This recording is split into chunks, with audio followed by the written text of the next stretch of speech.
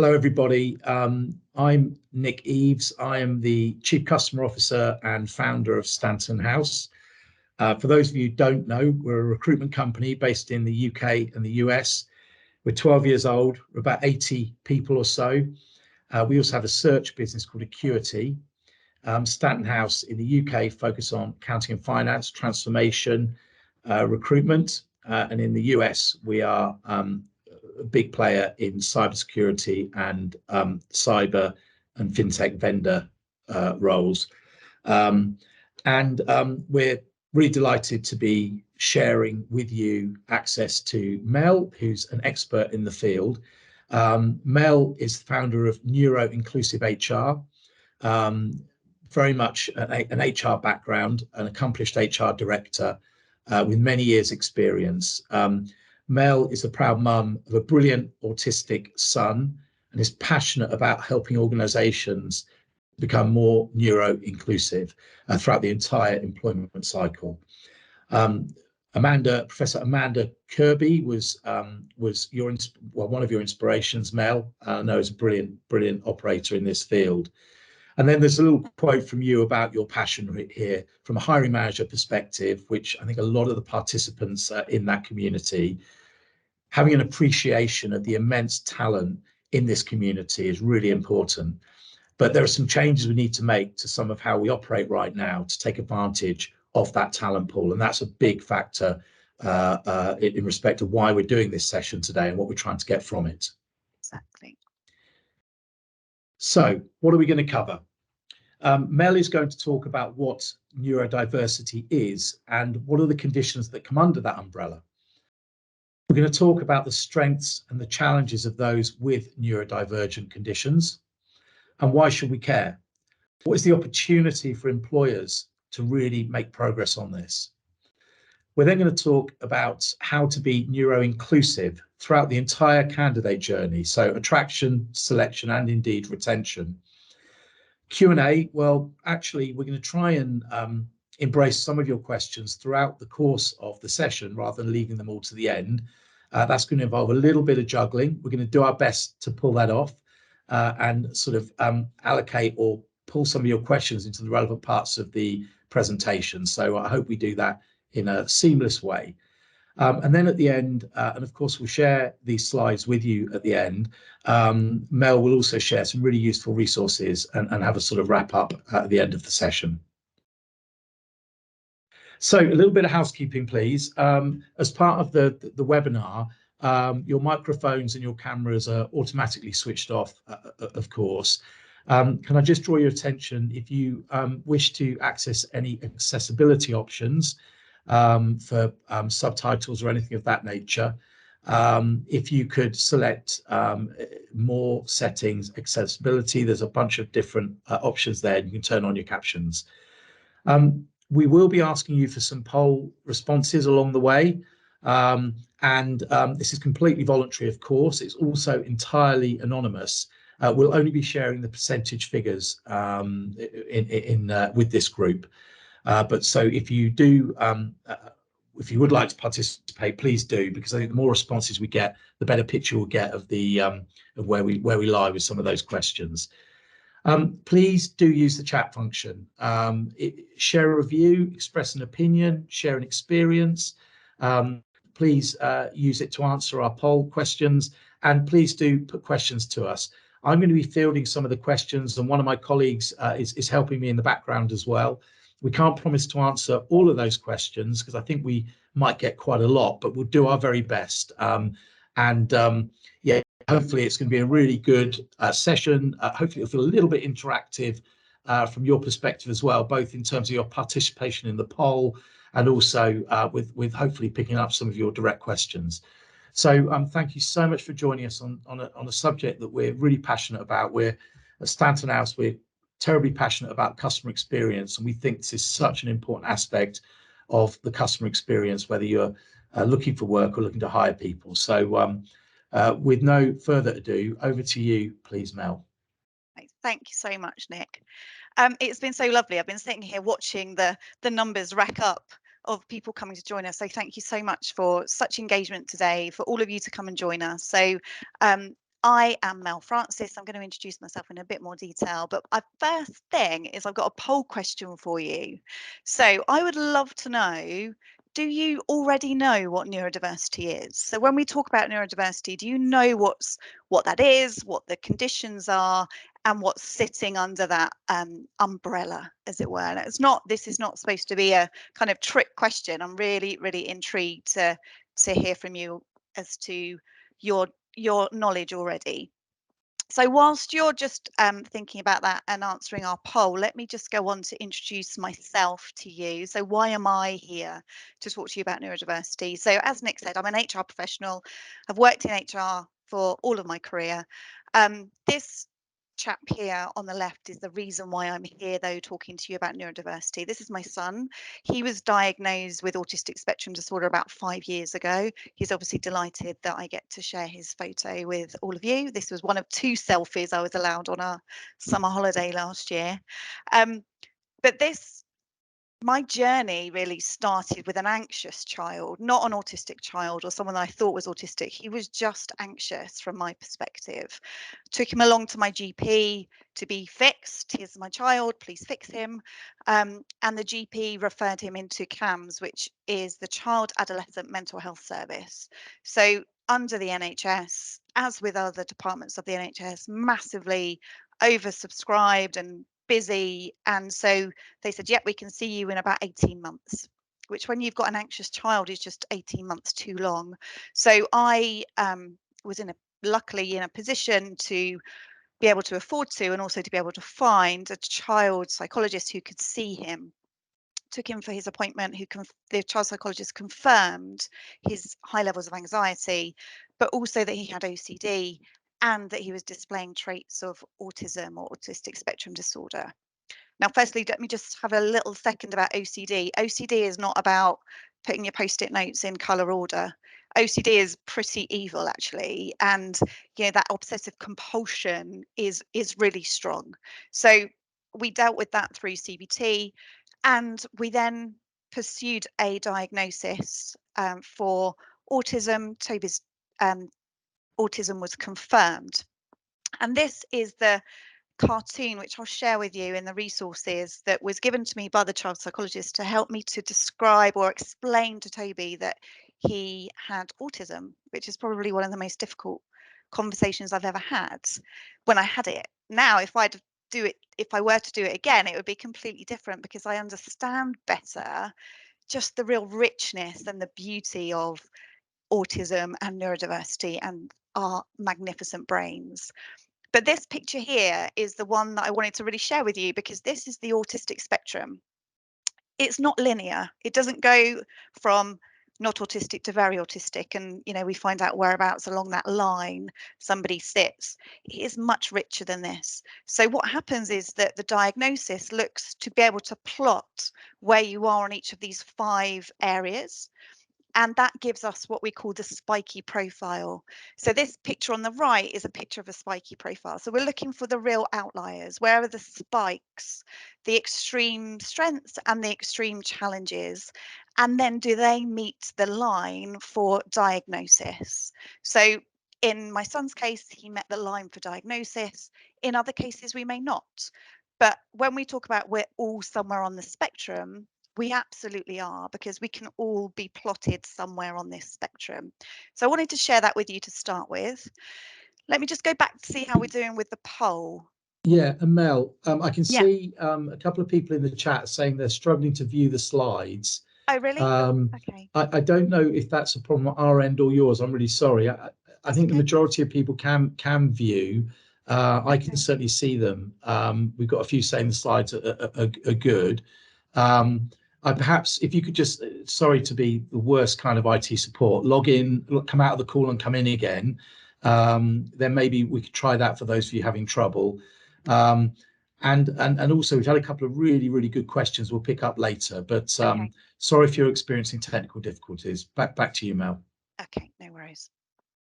So can we go back to that poll, Danielle, and see how we got on with the responses on the poll question? So the last response I saw, and it's constantly evolving, Mel, was that Yeah, 76% of people said they do know what brilliant. neurodiversity is, That is and brilliant. 24% said no. And I appreciate someone made the comment actually in the chat. It is, yeah, it's not binary, is it? I appreciate you might know a bit. So yes and no is a bit harsh, but we're trying to kind of make the point, I think, Yeah. around the levels of understanding. So Okay, yeah. that's brilliant. Okay, thank you. And as I said, that wasn't a test. It was just to give us a gauge of where we are right now. So let me just start by saying that I think we'll all agree that the way in which we are describing ourselves and describing people has really evolved. So I think we've become much more comfortable with different terms to describe ourselves in terms of our race, our gender, etc. And certainly I know that the number of people who are employed in a diversity and inclusion job or have diversity inclusion as part of their job title increased by 140% in 2020, which we think was in relation to the George Floyd events, and so a real focus on making sure that there was a diversity and inclusion focus predominantly around race, but also around Me Too and gender, etc. Now, but I think we'd agree that we're becoming more comfortable with those kind of conversations and finding our way in some of the terminology. And equally, I think we'll agree that we're all very comfortable talking about our personalities and our preferences. And I'm sure that most people on this call have been part of, an away day or a team session or something where we were talking about our personality preferences, whether it's through using, insights or DISC or Myers-Briggs. And then generally what I've seen is that people are comfortable sharing our types with each other and what our preferences are, which is great. But what we don't really talk about is the difference in our brains. And that the literal translation of neurodiversity is that our neuros are diverse. So our brains are different. So if you liken your brain to your fingerprint, it is absolutely unique to you. There are no two the same. And that's what neurodiversity is all about. But what we know from our research is that around 80% of us have a brain that works in a very similar way. And that's what we call neurotypical. So if you think of your typical bell curve, 80% of us are sitting in that middle and our brains work similarly. 20% of us have a brain that works differently to the 80% neurotypical. And I will emphasize the word differently. I haven't said better, I haven't said worse, it's different. So 20% means 1 in 5 of us is neurodiverse. So just for some terminology, we talk about neurotypical being the 80%, 20% being neurodiverse, a group of brains neurodiverse, one brain is neurodivergent. Now, please don't ever get hung up on the language, just have the conversation and keep that going. So that's really important. But I just wanted to bring that to life a bit. So 1 in 5 of you, of your friends, of your family, of your team members has a brain that works differently. And Mel, can I just Yeah, interject with a comment in yeah, the of chat? course. Actually, I thought it was very interesting. Somebody commented, I would say that even recognizing that you yourself are neurodivergent can be a challenge. How do you really know what you don't know if you've lived with it all your life? Yeah, yeah. Which I Is think it? speaks a little bit to what you speak of there.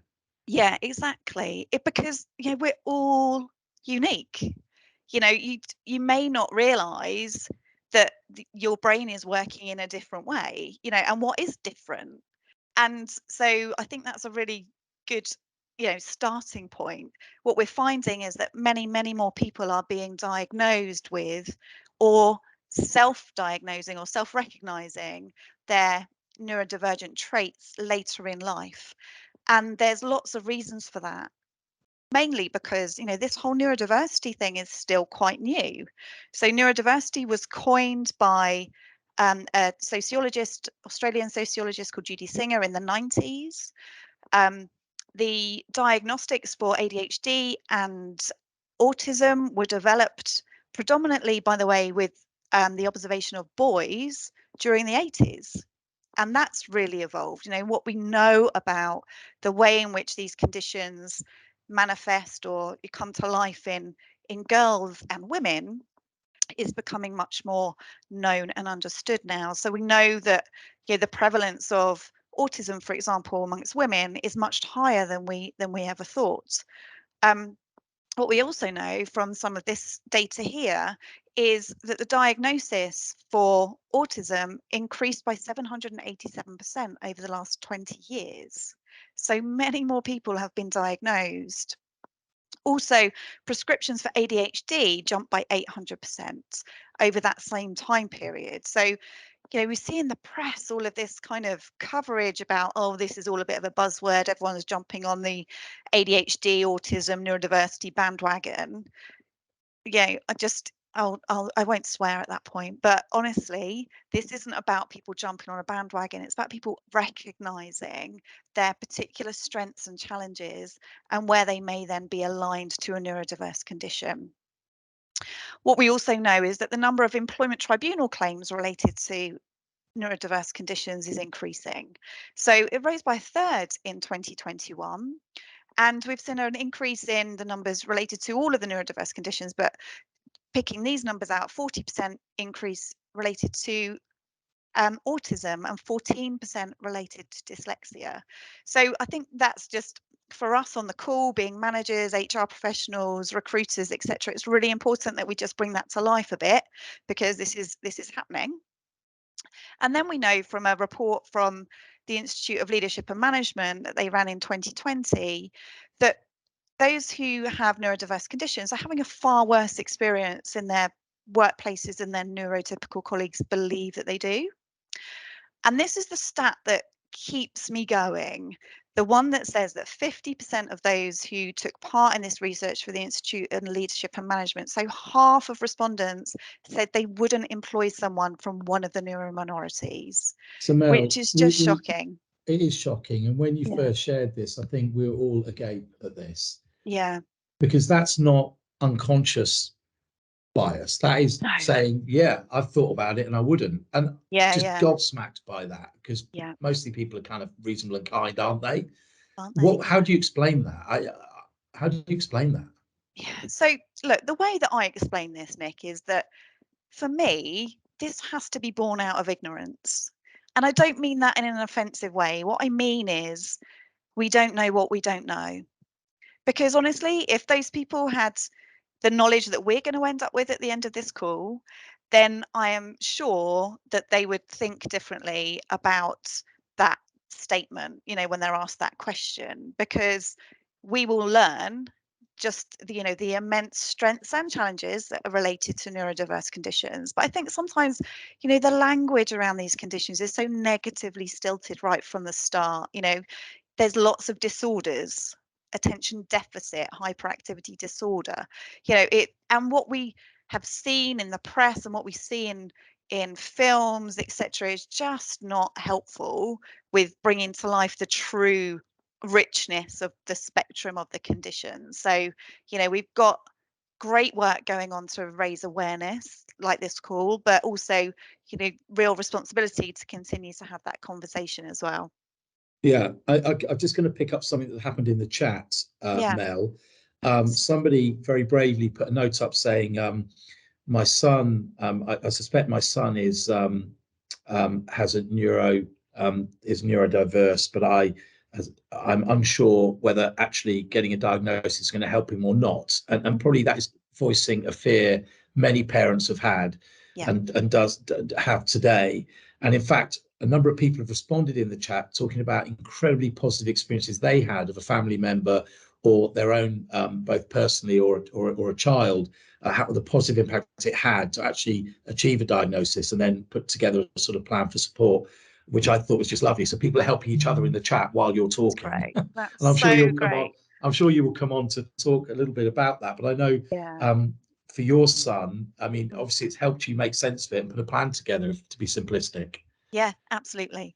And I think, firstly, I love that chat's going on and people are helping each other. Please do continue with that, because we're all collectively so much more knowledgeable on that. But yeah, we'll go on to talk about the diagnoses, and actually, it's such a personal decision of whether or not you as parents or you as adults pursue that. And sometimes it can help, sometimes it doesn't need to. You know, that personal decision is not going to be the make or break of anybody, honestly. So, but I'll explain that a little bit more as we go through too.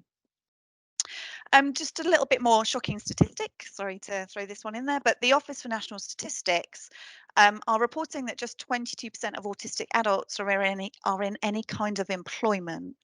Now, we dug into this a bit deeper, didn't we, Nick, and had a look at some of the data. So this is quite a small sample size, and also it's reliant on people, you know, sharing their diagnosis. So who is diagnosed and who isn't, you know, that kind of thing. So, but still, the fact remains that there's definitely opportunity for us to ensure that we have more neurodivergent individuals in employment. I'll just share for a second my issue with this kind of autistic or the focus on autism, right? Autism is not neurodiversity. I learned that so quickly after my son was diagnosed. Autism is just one of the neurodiverse conditions, which is why I think sometimes it's not helpful to have a focus on autism. It's not helpful to have a focus on recruitment activity that specifically targets autistic individuals either. And the reason for that, as will become clear, is because a neurodiverse brain is beautifully rich.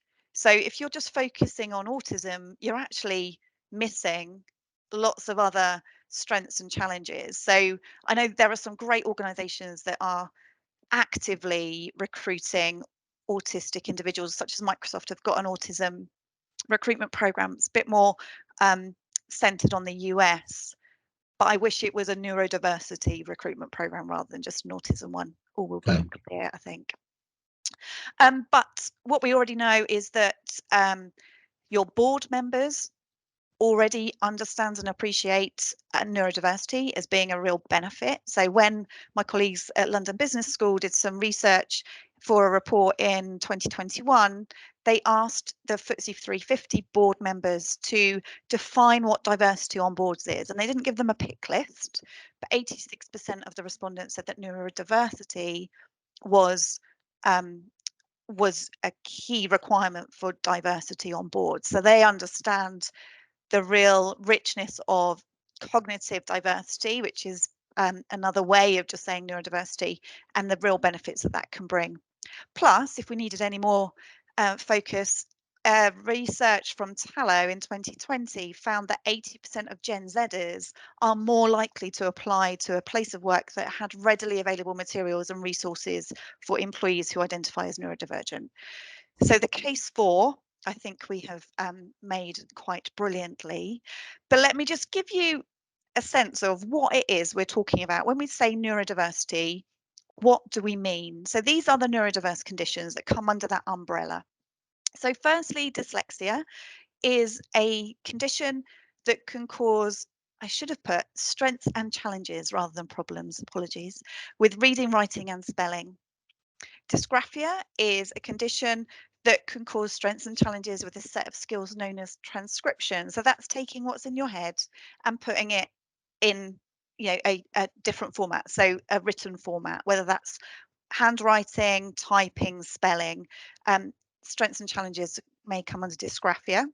With dyscalculia, you might have difficulties or strengths and challenges with math skills. So, you know, we know people who are utterly brilliant at maths, and we know people who are utterly not brilliant at maths. And that could be dyscalculia, which is where someone might have some difficulty understanding simple number concepts, lack intuitive grasp of numbers, problems learning number facts and procedures. Developmental coordination disorder or dyspraxia is a condition that can affect our fine and or gross motor skills, and it can also affect speech. So this is one in particular. The parents amongst us might have kids in school who have, you know, reached their pen passport, which is a thing that now bugs the life out of me. Didn't even think twice about it when my son was younger, but now I'm like, hold on, there are kids who will just never be able to get there because they can't grasp a pen, and their handwriting is never going to be pen passport kind of worthy. So if ever your school is doing pen passport, please have a chat with them about dyspraxia and how exclusive that might be. Developmental language disorder is a condition where I might have strengths and challenges with speech, language, and communication. So someone might have difficulty talking and understanding language. Autistic spectrum disorder is a condition that can impact the way we experience the world around us. And autism is, as with all of the neurodiverse conditions, are unique to everyone. So there's no one version of any of these conditions. And there's a great saying here that says, if you've met one person with autism, you've met one person with autism. And that has to be applied and remembered across all of our neurodiverse conditions too. That's so important. ADHD, attention deficit hyperactivity disorder, is an impairment of our brain's self-management system that can also affect our executive functioning. So our working memory, our planning, time management, etc., can be impacted, and it can present differently from person to person. It could be primarily inattentive, primarily hyperactive, impulsive, or a combined type. And this is where our research has really evolved. So if we think back to the 80s when we first started learning about ADHD, this was primarily focused on the naughty boys in the classroom. And what we missed were the dreamy girls in the classroom. So what we know now is so much more, which is why we're finding, as I said earlier, with ADHD and autism, many more women being diagnosed with these conditions later in life. And then finally, Tourette syndrome is a condition that can cause a person to make involuntary sounds and movements called tics. Okay. So we come to our second poll question. What I'd love to know from you is whether you personally identify as having a neurodiverse condition. So as I said, these polls are completely anonymous, so please feel free to share in your response, and we'll just take a look at those results while I get some water. It's all moving quite fast as people respond, Mel. We've had 125 responses already. What a wonderful set of participants we have. And it's fascinating. So 64% at this point are saying no, they think not. 20% yes, and 16% possibly, which I think is fascinating. It's evolving. We've got 160 responses now, up to 65% saying no. So perhaps this is, I mean, fascinating, isn't it? That 1 in 5, your macro data was 1 in 5 of the population at the moment. Yes, is 20% of people have said yes, which perfectly reflects your observations on the broader community. Yeah, and then we've got more saying possibly, which is really 17% interesting, isn't it? Possibly, yeah. Yeah, because actually what the research is also saying is, although 1 in 5 of us is neurodivergent, we actually think it's more than that, because go back to that uniqueness of our brains. Where's the line on the diagnosis? And we're going to talk a bit about that now. And does that kind of push us into a different direction? So thank you so much for that. Mel, can I just ask you a quick question that came up in the chat? Is that you listed maybe a dozen specific conditions there. I mean, I assume you don't intend that to be an exhaustive list. Those are the main ones, aren't they? I think because somebody in the chat was saying, is there a reason why it's just that list, not a broader definition? And if actually they mentioned a specific one, aphantasia, which is not a word I'm familiar with, but you may well be.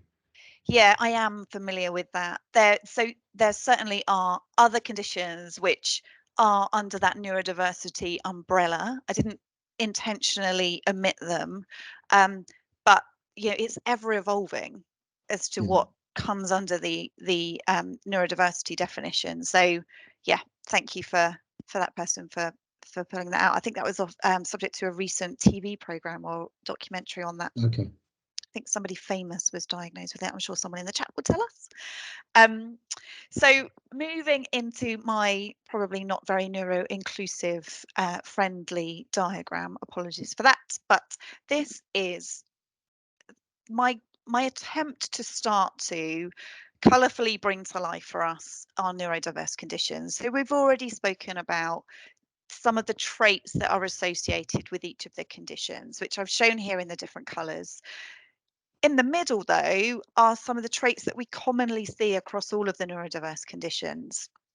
And you'll see that there are strengths and challenges in here. So things like people being neurodiverse people being particularly empathetic and creative and imaginative and analytical are the things that we just don't really talk about that much, and we should. You know, what I will consistently do is talk about strengths and challenges.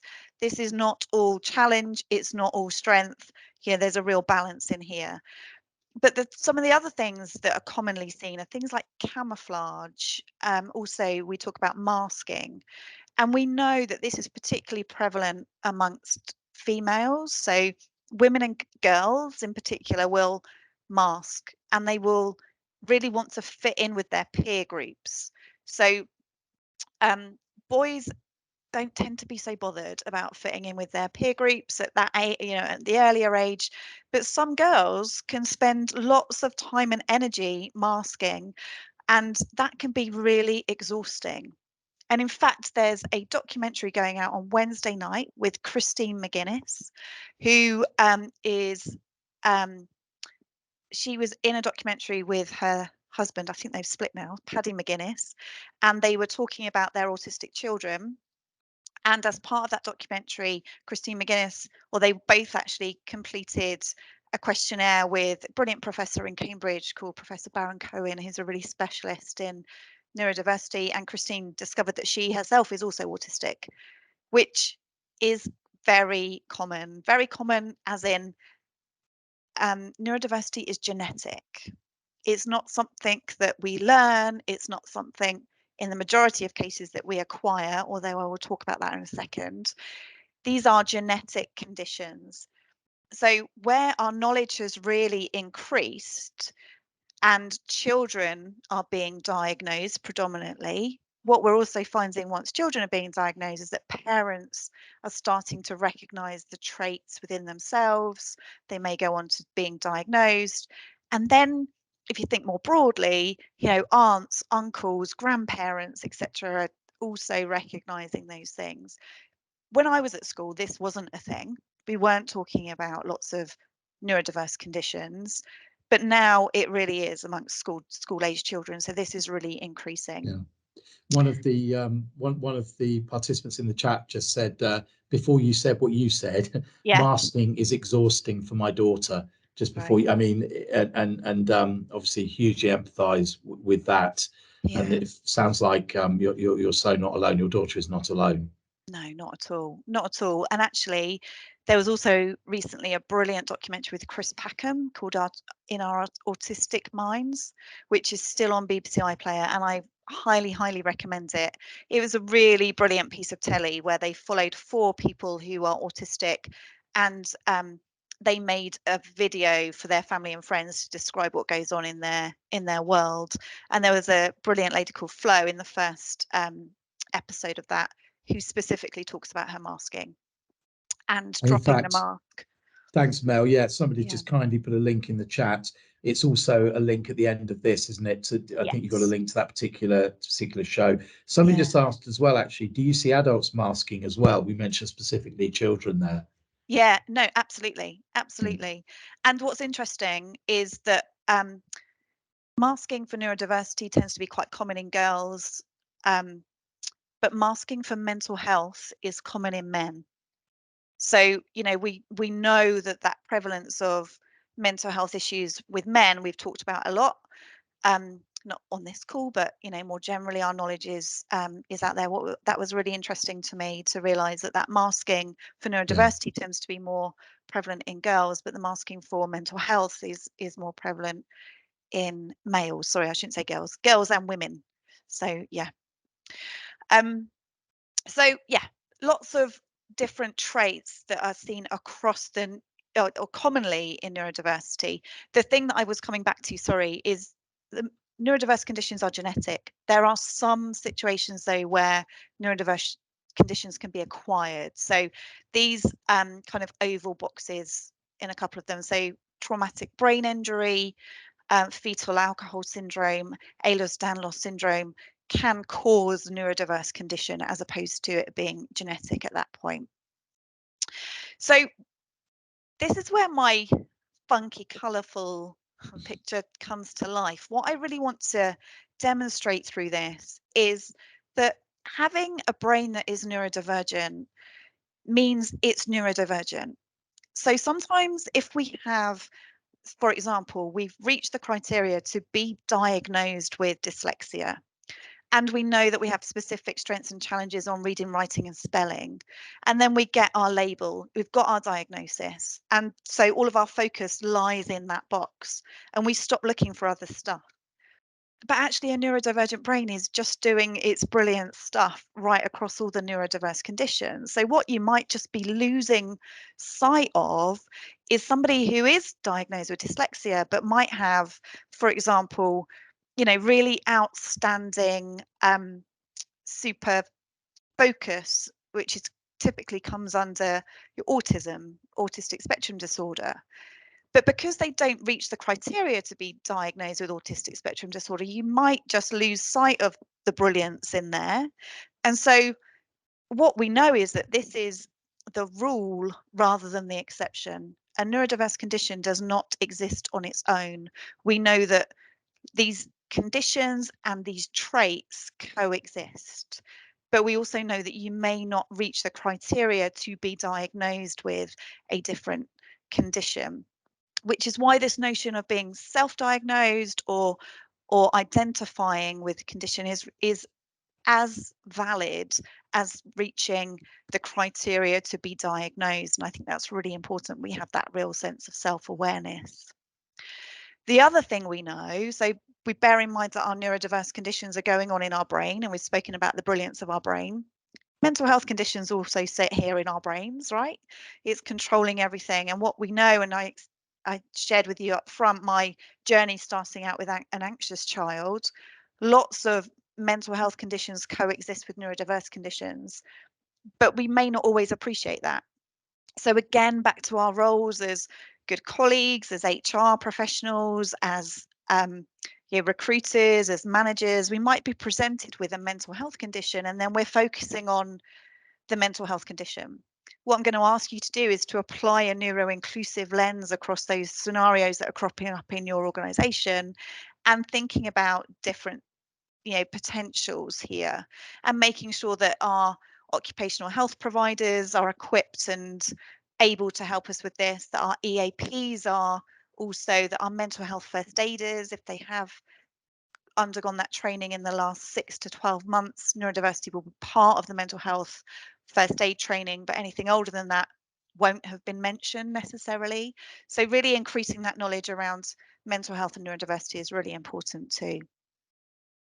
And also what I'd encourage you to do is to start to flip your narrative. So if you're having conversations about the neurodiverse conditions and you're hearing this kind of left-hand side, negatively stilted conversation, try and flip it the other way and start to understand the positives as well as some of the challenges too, within your workplace, within your teams, within your family. Now this diagram really relates back to that kind of interconnection, etc.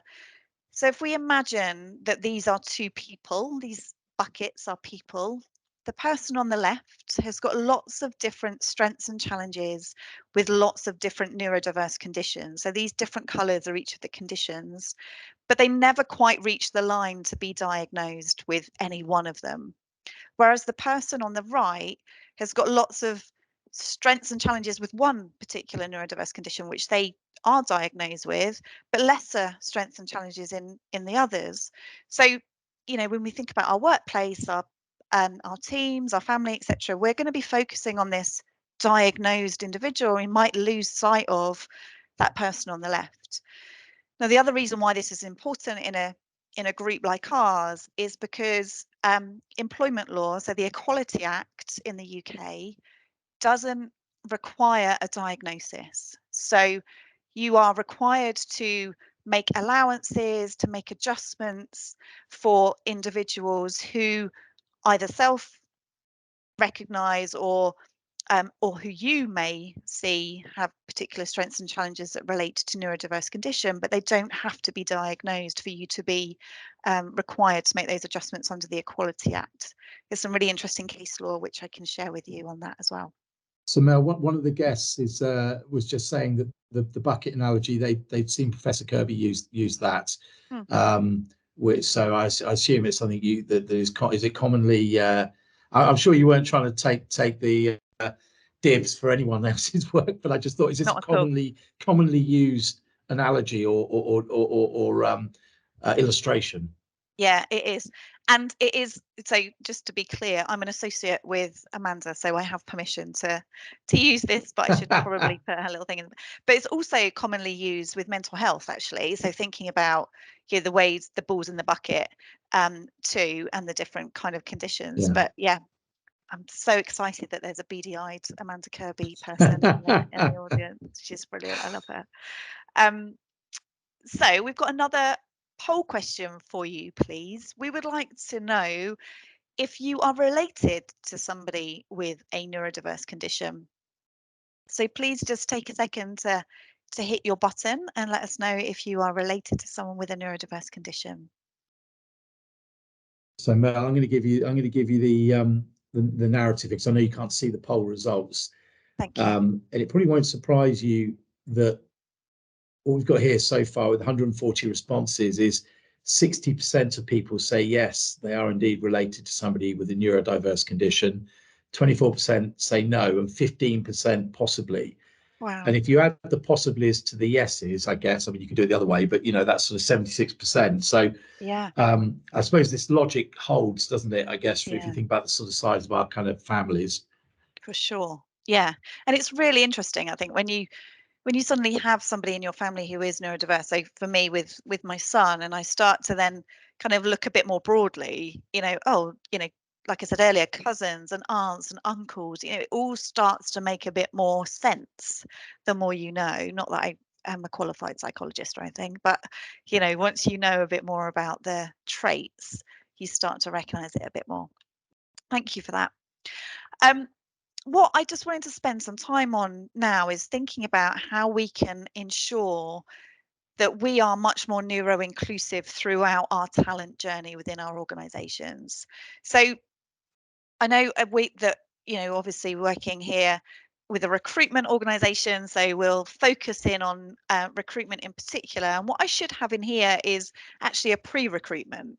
You know, so if I were to Google your company and neurodiversity, what is that going to tell me about your company and how neuro-inclusive you are?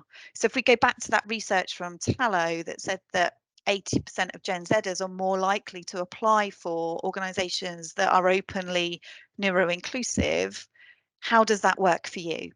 And if it says nothing, then yeah, that's a real opportunity. And I'm not suggesting that you'll pop something on your website just to, you know, boost your SEO kinds of stats. You know, put it on there and mean it. Actually, be working towards something would be great. But so assuming that people then want to be able to come and work for you, how are we making our journey really neuro-inclusive? And there are some really simple things that are great for our neurodivergent population, but also just for everyone on being inclusive. So for example, your job descriptions, I think sometime there was, you know, some brilliant organization, consultancy agency or something that created this job description template that, you know, was like some kind of thesis and has lots of competencies and all of these kind of really important things that we all have to complete. And really, how often do we read our JDs? Do we need them? Predominantly, it's around recruitment time. It's around probably when we're doing some kind of appraisal. And what I would ask you to do is to take a bit of a neuro-inclusive look at those things and make sure that they tell the individual what job you're recruiting for. So the example I'm going to use is if you're recruiting for someone to be a driver in your organization, what does your JD need to say? It probably needs to say that you need to be able to drive this category of vehicle, you need to have this particular license, and you need to not have points on that license or have no accidents in X number of years, etc. And then your advert probably needs to mirror that.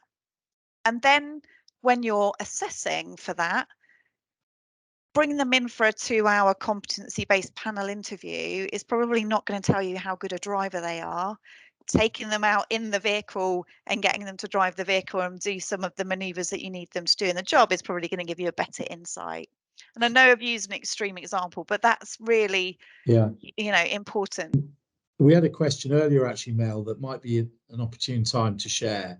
Yeah, go for it. Somebody said, should we be looking for an alternative approach to the traditional interview process to enable neurodiverse candidates to demonstrate their capability? As a parent of 2 neurodiverse children, every element of the process plays into their worst fears, even down to the sensory hell of wearing smart clothes and, perish the thought, a tie. God, yeah. But behind the point. humour there is the kind of really strong point, of course, that the traditional way in which most, certainly office-based roles, but in fact most roles, as you just alluded to there with a driving role, we use a approach that we've done for decades and centuries. Yeah, for sure. And, although it was humorous, wearing a tie can be really troublesome for some. Having that itchy jumper with labels in it, it's just not going to make you feel comfortable. And that's a massive distraction when you just need to be getting on with things. And that's really important, is that, we need to ensure that we create environments where people can be their best. So asking applicants what they need is really the starting point here. So we all know that we've got the legal requirement to ask what adjustments you need as part of the recruitment process. That just sounds really cold and just sounds like, how difficult do you want to be through this recruitment process? What I'm asking you is to tailor that a bit to say, what can I do to make this the best possible experience for you? And that might be, some people might want the questions in advance, for example, which I know all the recruiters on the call might be making sharp intake of breath at that moment, because it seems to be quite controversial. But, if you give one person the questions in advance, give everyone the questions in advance, like that's okay, right? It doesn't make for a big advantage. And Mel, just to build on that, I think the bit about making accommodations for your condition, it feels like, a medical reference, doesn't it? And makes, we don't do this today, so hands up, but every time I spend time with you, it gets me thinking, how about when people apply to our business and for our clients, we say something like in the broader population, we know that at least 20% of our current employees have brains that are neurodivergent. You might well be in that group, and we create an environment that welcomes you. Is there anything you want to share that's going to help us get that right? I mean, make it a bit more conversational and normal. Yeah. I love that. Because there's things like that you just don't even think about. What might be really helpful is if you send me a map. Can you send me a picture of the building that I'm coming to? Can you send me a picture of the person that works on reception? And you, first off, when you get that, you might be like, really? But actually, if you are recruiting the best person for this job with super talents, does it, like, that's okay. Let's go back to what we said at the beginning about different. Our brains are different. That doesn't mean better or worse. It's different. And it's that sense of difference that we just need to get comfortable with and start to help to really enable within our organizations throughout our processes.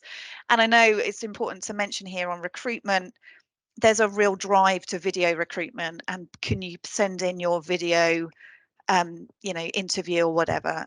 For some who are neurodivergent, that's just hell on earth. So you're going to reduce your talent pool by being really set on that type of application process as well. So think about having alternatives that everybody can then choose what they want. And the other thing I would mention also is closing dates. So I know, again, there's a trend to drive away from closing dates and having a bit of a blanket. We're just going to stop accepting applications when we've got enough.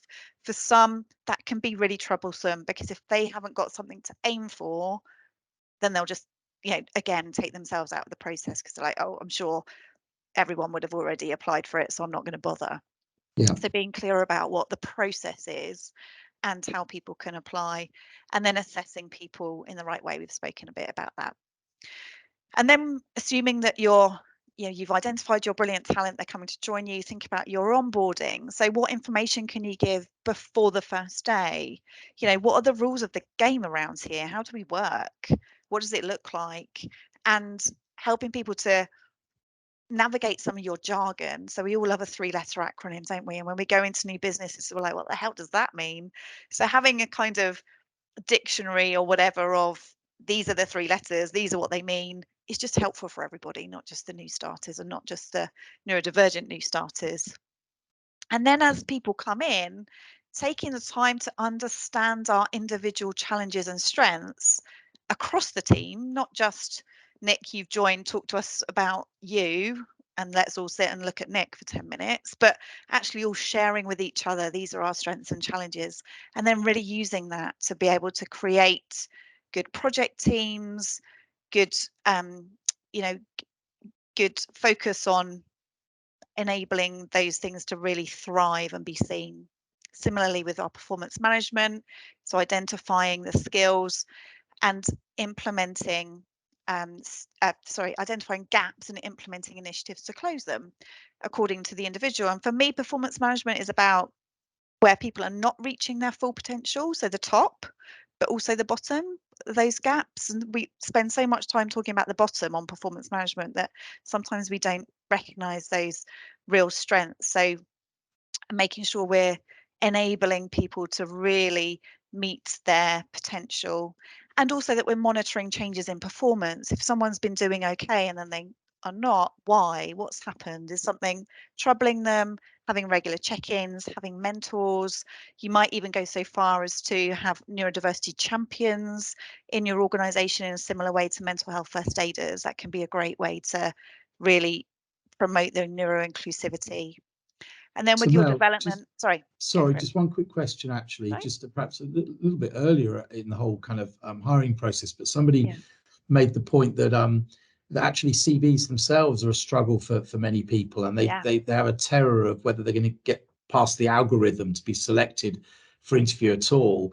And just wondered if you bumped into any examples of companies trying to do this differently. I don't know whether you have. Yeah, so it's this whole breadth of different ways of applying, and I think it's that, you know, having lots of different options of how you might apply. So CVs can be troublesome. The other thing I should say, I think that's a really good point actually, and I was guilty of this when I was, you know, before I knew about neurodiversity. If somebody sent me a CV or a covering letter with a spelling error or grammar error, I was like, that ditched. Now I would really encourage you, now we know a bit more about this, to please don't ditch it because it's got a spelling error or a typo or whatever. You know, despite having spell check, if you can't see it, you can't see it. So if you don't know that's the right way, spell check is not going to help you necessarily. There are lots of tools, etc., that can, but I would just really encourage you not to necessarily automatically discard an employee for that sort of error. So spot on. And I'm sorry we're scooting around here and throwing things at you, but somebody just put a brilliant question, I think, in the chat. With successful candidates to join your organization, would you openly prepare teammates and colleagues that somebody is joining whose brain is neurodivergent? No. The reason for that is that's not your news. That is not for you to disclose on behalf of somebody else. And in fact, you know, if we go to a legal sense, that's a protected characteristics which you do not have the right to be able to share.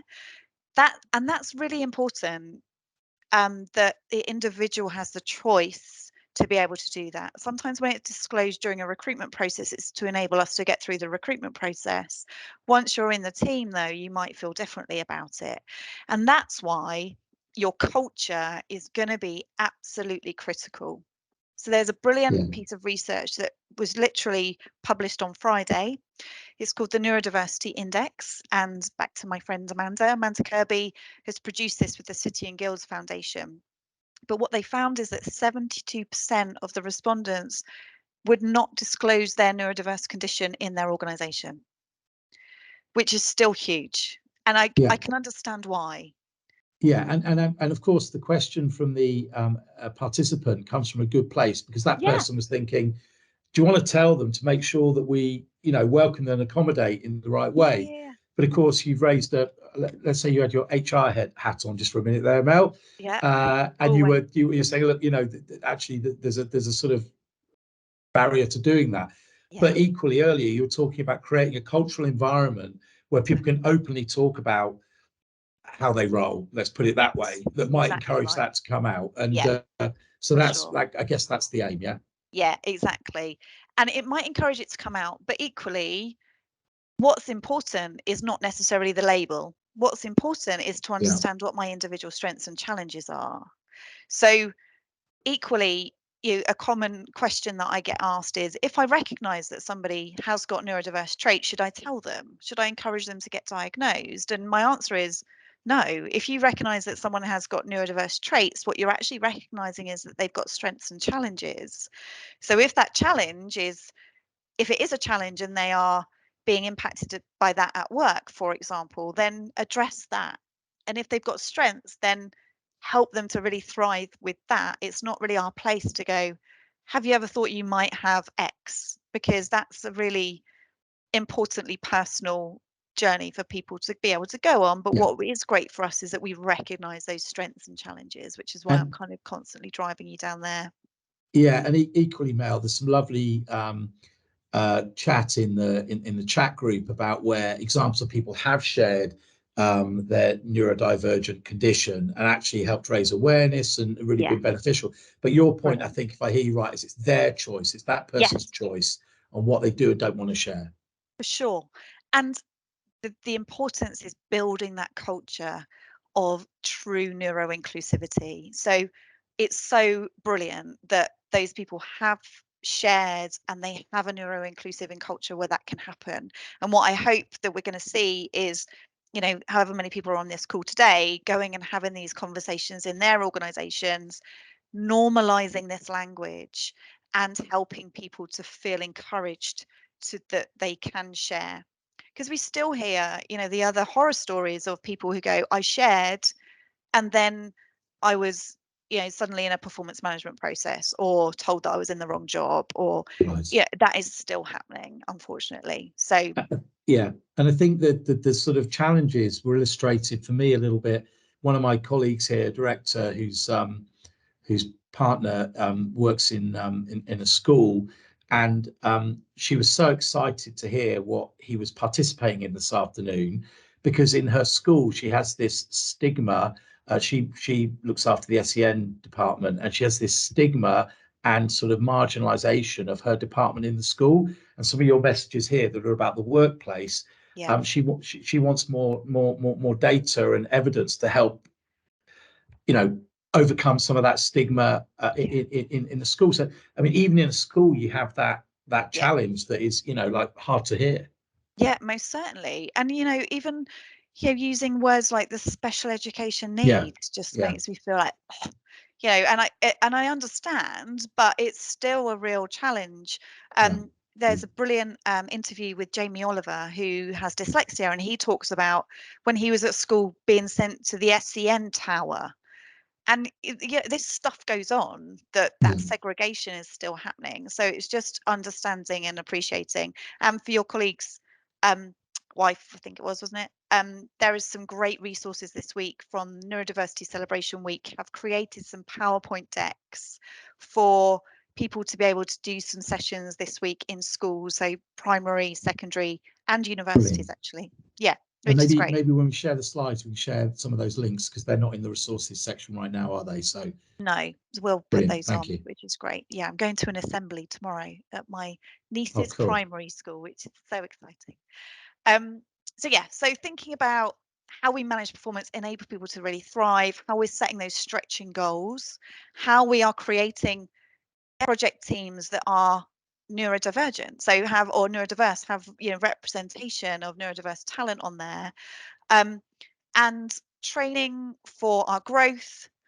And then in aims of retaining this talent that we've got within our organization, keeping our work environment optimal and stable as much as possible. Not everyone loves change, and sometimes it can be really unsettling for some people. So recognizing that, give people time for the transition to get used to the change that's coming. Appreciate that not everyone's going to be as up for it as others, but give them time to get used to it.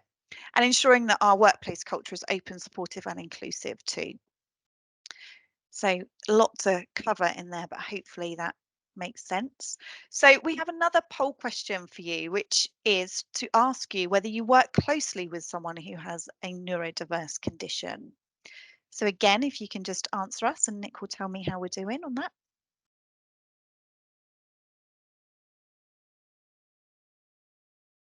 Yeah, so I think my slides have just got a bit sticky here. Oh. Nat or Danielle, can you see the responses here? Yes, we are at 120, 130 responses, 35 saying yes, 29 no, 35 possibly. Ah. So yeah, very similar on the yes and the possiblies, more than the no's. Well, I sense a little bit of surprise in your voice there, Mel, to that. We're expecting a higher number to say you thought they did work with somebody with a neurodiverse condition. No, it was just the high number of the possiblies, actually. And I wonder whether, you know, we have some sort of, you know, inkling or suspicion that someone might have a neurodiverse condition. Maybe they haven't disclosed. I don't know. I'm reading into that probably a bit too much. But the fact that people are saying possibly I work with somebody who has a neurodiverse condition, just, you know, with that being so high, gives me extra questions, I guess, related to that. So one other thing quickly to share, actually, from there's a chap who I know really well who didn't want to share this because his name would come visible on the chat, but I think it's worth sharing. He basically said once he was diagnosed bipolar and ADHD, his employer, which is a major bank, could not get me out quickly enough. And this was only a few years ago. I know about this chap, and he did a very senior director level role in a major bank. And as soon as he disclosed his condition, that's what he got, which is obviously horrific. Yeah. And I think we need to remind ourselves that probably people on this call are on this call because they care about this subject, and they have a degree of empathy and curiosity about the subject matter.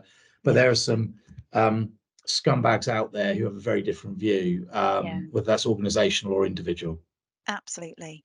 And I'll just take us back to that stat about the increase in the number of employment tribunal claims that are related to neurodiverse conditions. You know, we are becoming more aware of our rights as, you know, neurodivergent individuals, etc., and the fact that this is covered as discrimination, so there is no time limit, you don't have to have 2 years, etc. But I have to say, I wish I was really shocked by your friend colleague's experience, but this is happening. You know, people are still being, you know, dismissed. They might say, oh, this is related to performance, or you did this, you know, it's kind of, but it's relating to neurodiverse individuals, which is really really worrying, actually, which is why we need to continue to just keep going with this conversation and making it better. Okay. So thank you, Mel. So I just want to give a little heads up on time. We've got 12 minutes left.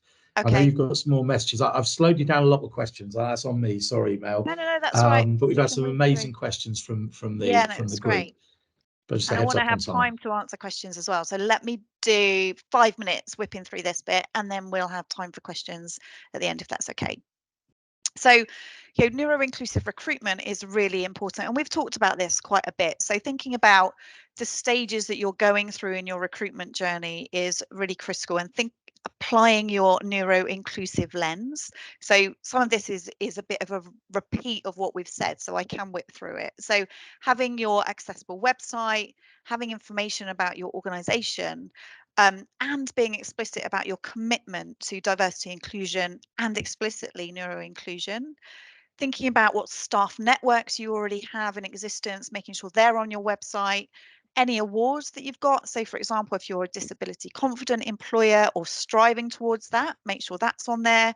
The neurodiversity awareness mark is another thing that you could strive for. So they are things that you could get accreditation for, and I'd really encourage you to look them up. Then thinking about the accessibility of your advert. So your format, your font, your pictures, your alt text, your readability, and your inclusive language, those specific requirements. So again, I know we didn't talk about this particularly, but being clear about exactly what you need to be successful in this job rather than some of the fancy pants stuff that we add to it. Having your closing date, how to apply, making sure that your process is really inclusive. Then again, how people can apply, having your inclusive language, your assistive technology, and whether a CV has to be written or can be in video format. Could they instead submit a portfolio of work to be reviewed? What's the closing date? What are the next steps and the dates associated with that? So we're going to close, then I'm going to do the sifting on this date, then we're going to invite you for interview on this date, etc. So be as detailed as you can and are willing to be. And then in your assessment, making sure that you're testing and assessing appropriately for the role. Nick's just giving us a little tour of the Stanton House offices there. It's nice. Making sure that our interviews and our questions, etc., are appropriate.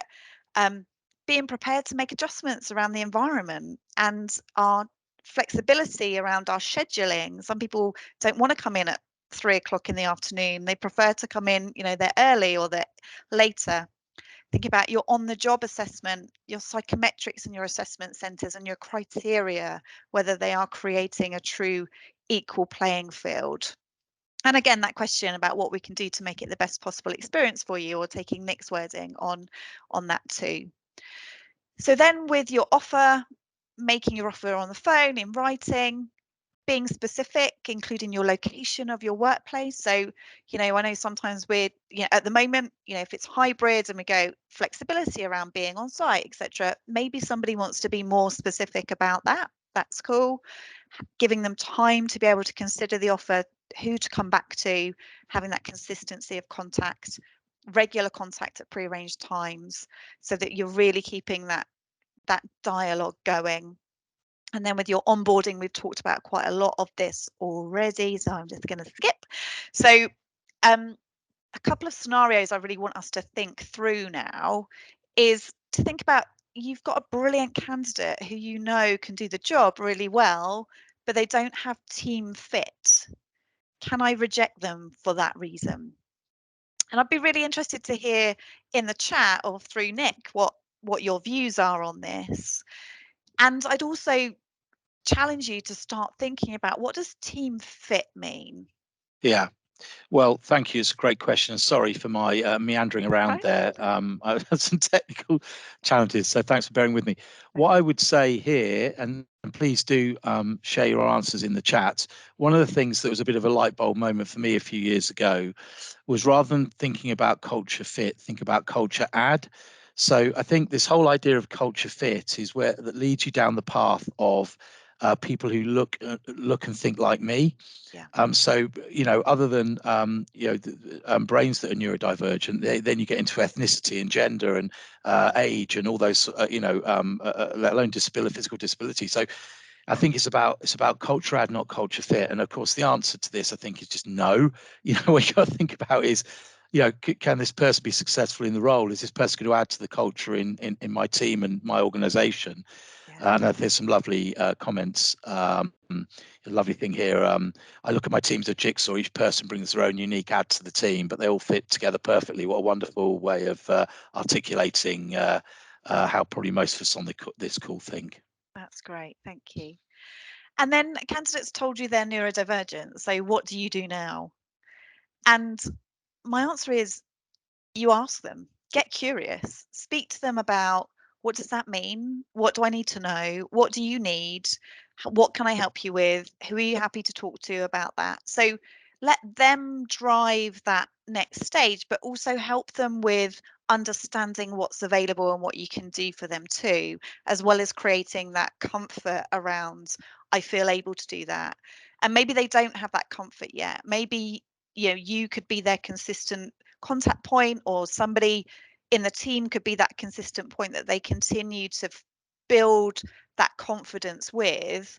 And you know, what you do need to do though is ensure that they have the tools, etc., to be able to really thrive. And don't forget that you have access to work, which is a government facility. I'm sure that's not the right word, where you can access funding for things like, yeah, the physical adaptations such as text-to-speech software, etc. But also they can provide funding for coaching. And so there are neurodivergent coaches who are professionals available through that who can be funded through Access to Work as well. So it's definitely worth exploring. I know they're a bit oversubscribed as well, so I've heard that the waiting time for Access to Work is about 3 months at the moment, but you can access it at any time, not just when people are just coming into your organisation. So it's worth looking up. Sorry, thank you, Mel. That's We've right. got 5 minutes left. Okay, shall I stop sharing and we'll go for some chat?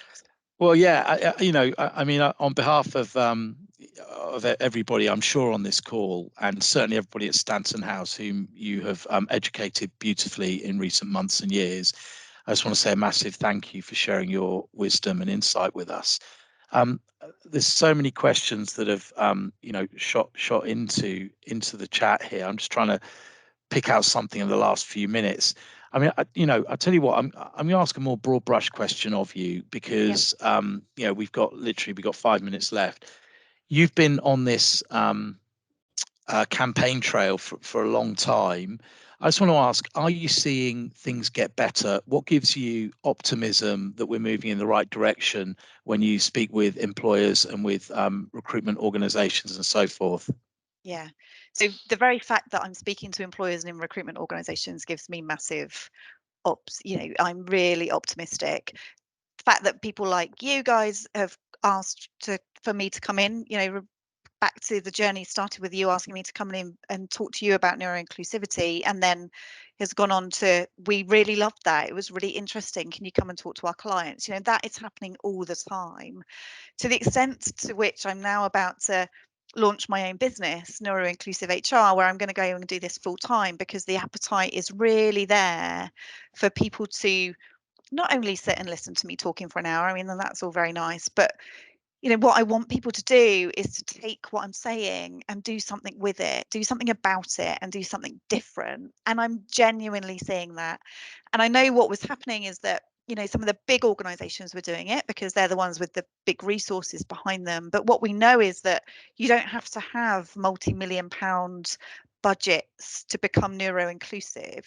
Diversity and inclusion is beneficial for everyone. I'm just talking about neurodiversity because that's my area of interest and specialism, but a lot of the stuff that I'm suggesting here is just great for everyone, not just for the neurodiverse community. But I'm seeing a real step change.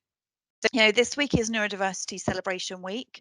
I was on an introductory call to that this morning to launch the week, and they were saying that they've had twice as many people subscribe to their events this year as they did last year, which is great. The conversation is happening, but it needs to be more of that.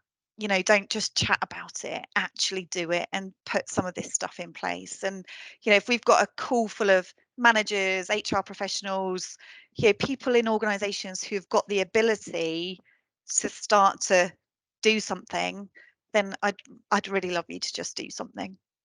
That'd be great. Well, thank you, Mel. Yeah, I mean, what a wonderful message to finish on. And I think we had maybe 400 people sign up today. Wow. I'm not quite sure how many actually made it to the event, but I know it's a very big number. And I think that's really the thing to finish on. If everybody here, I mean, it seems to me from the chat that a lot of you are extremely well informed from the informed nature of some of your comments. So it's obviously something you're already passionate about. I've learned a few things today. I'm sure most people, if not everybody here, has. So if everybody could go away and try and do something proactive within their own organisations or within their network, their business community. And Mel, if I can speak on your behalf, if you feel that Mel could benefit from coming into your organisation or indeed a networking group or a professional community you're part of, then please do reach out to her directly. We'd love to spread the word in the broadest possible way. We will send out after this session a copy of the slides. I'm saying Nat, I'm sure that's what we're doing. Yeah, a copy of the slides. There's some resources at the end. We'll also share with you Mel's contact details, so feel free to reach out to her directly. And if the last hour and a quarter has played a small part in raising awareness and helping equip all of you to make a positive impact on this critically important subject matter, then it's time well spent. Thank you so much for taking time out of your busy days to join us. And a massive thank you, Mel, to you for all your efforts in both preparing for and sharing your insight with us today. Really appreciated, and hope you all have a great week. Thank you very much for joining us, and thank you, Mel. Thank you so much. It's been an absolute pleasure. Thank you so much, everybody. It's great to see so many of you on the call, and thanks for the feedback too. Love it. Thank you. Thank you.